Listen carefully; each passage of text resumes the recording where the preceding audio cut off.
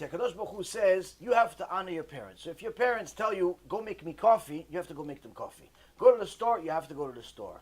Go do your laundry, fix your room, help out in the house in some way or another, speak nicely, be honorable, be respectful, obligated to do all that stuff.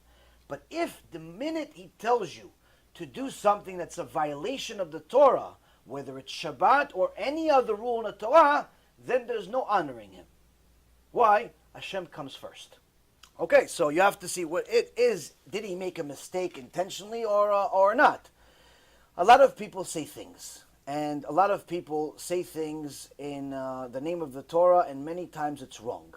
That's why I always tell people, rule of thumb for life in general, not just for Torah, for life in general. Anytime somebody tells you something that's perhaps the opposite of what you believe, or simply doesn't make sense to you, it's very important to ask him, what's your source? Now, if he tells you it's the Torah, okay, the Torah is big. The Torah is enormous. If you took 1,000,000 books, filled them up with Torah, it's still not enough. If you studied Torah 24 hours a day for 1,000 years, you still wouldn't finish the Torah. Because the Torah is not just this one book. Torah is many, many other books that give commentary on this book and other books and so on and so forth. We have a written Torah, we have an oral Torah. The point being is the Torah is huge. So in the Torah world, it is important. It's actually a rule that the Mishnah in Pirkei Avot says in chapter 6 that if you're going to say something in the name of a Torah, you have to provide the source. You have to say it in the name of who said it. Why? We want to know who said it to verify that what you said is correct. And then we're going to check what they said, and if it agrees with you. Then where did they get it from? Why? Because we want to know how what you said today, 3,300 years after we got the Torah, how it tracks all the way back to Mount Sinai. If it doesn't track back to Mount Sinai, it's not Torah. It's somewhere else. It's maybe a different religion. It's maybe your opinion. Maybe you got it in a fortune cookie. It's not Torah. But if it's Torah, it must go back to Mount Sinai. Meaning that if somebody tells you something in the name of a Torah, he says, yeah, I know it's in the Torah. He says, okay, where? Oh, I don't remember. All right, do you have an idea? Can we check? Where did you hear it from? Where did you get it from?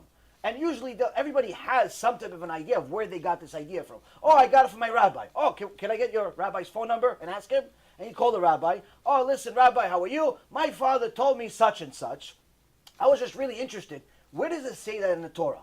And if he's a real rabbi, he should know. He should know at least an idea of where you find this in the Torah. And you say, you know what, can I come? Can you show me this? Can you show me in the book where it actually says this? And you see it, and that's it. Now, if the rabbi says, no, your father is wrong, I didn't say that, I said something else, then that's fine. That's great. That's not dishonoring your father. In fact, that's honoring him. Why? He said, no, Abba, I asked the rabbi, he actually said the opposite.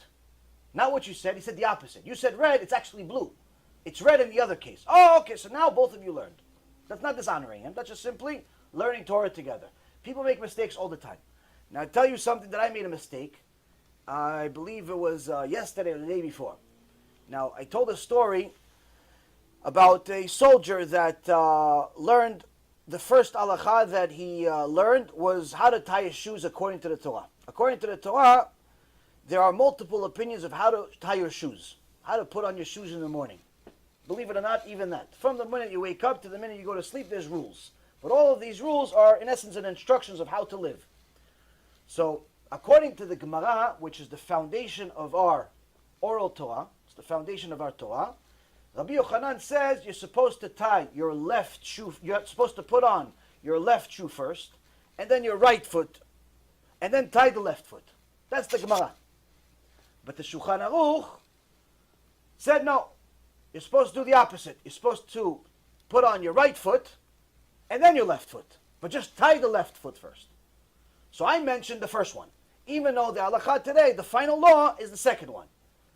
But ultimately, you could do either one.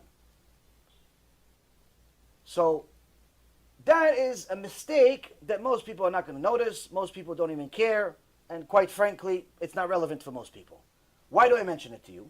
It's because there are sometimes in the Torah multiple opinions, and there's a reason why there's multiple opinions. Sometimes one opinion is right and one opinion is wrong. But other times, both are right.